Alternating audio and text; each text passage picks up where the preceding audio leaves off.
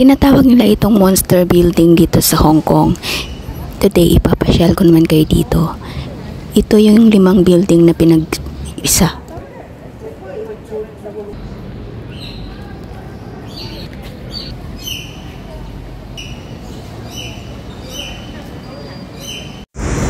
Hello guys, andito na nga kami sa Quarry Bay. Pupunta kami sa tinatawag nilang monster building dito. So, halina kayo, samahan nyo kami. Ayan, makikita nyo naman sa arrow. Exit A guys, sa Kings Road.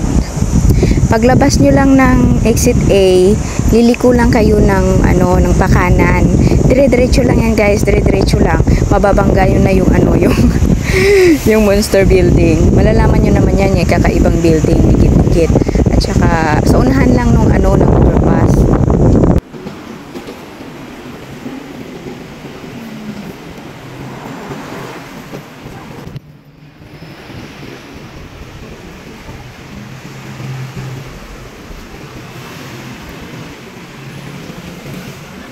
Maraming road.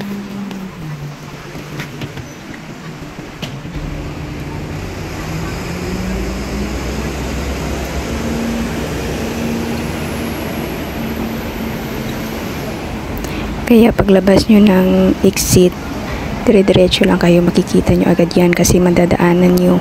Hanapin nyo na lang yung entrance. Pag nakita nyo yung dikit-dikit guys na building, yan na yun. Actually, first time kong pumunta dyan.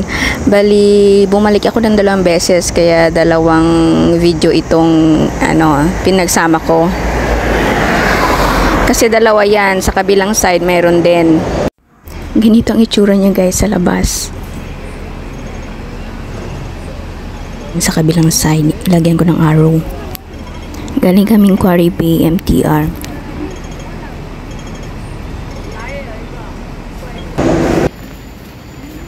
According sa nabasa ko, 5 building do ito na pinagdikit. Marami na ring Hollywood movies na sinut dito, may mga ilan sa nabasa ko.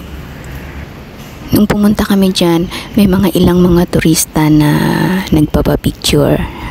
Pumila kami kasi may mga nagpupunta dyan para magpapicture, kumuha ng video. Pag tumayo ka dyan sa gitna, parang feeling mo yung nasa kulungan ka na pag tumingala ka sa langit is nakikita mo na parang nakakulong ka. Basta iba yung feeling pag nakatayo ka dyan sa gitna.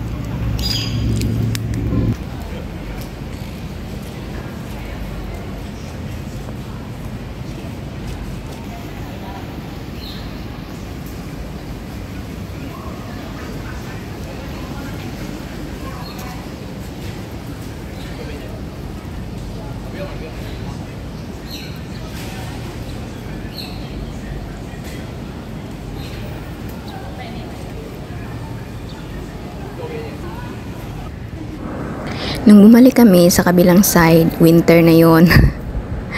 Ayan, mas maganda sa kabila kasi may kulay yung mga building. Nung time na yan, marami ring turista na nagpapapicture. Hindi ka rin maka-solo dyan kasi ang daming sumisingit. Antay ka ng mo.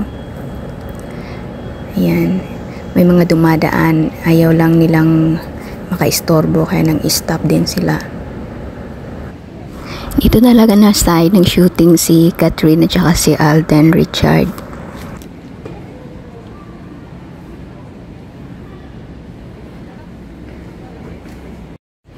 Tamang selfie lang muna.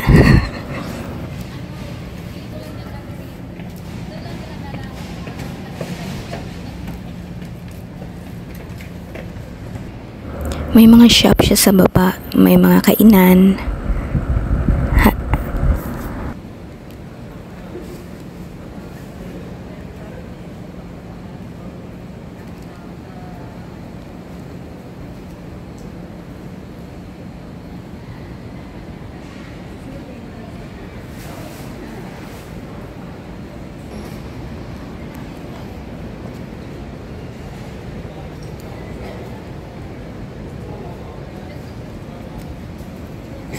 Video.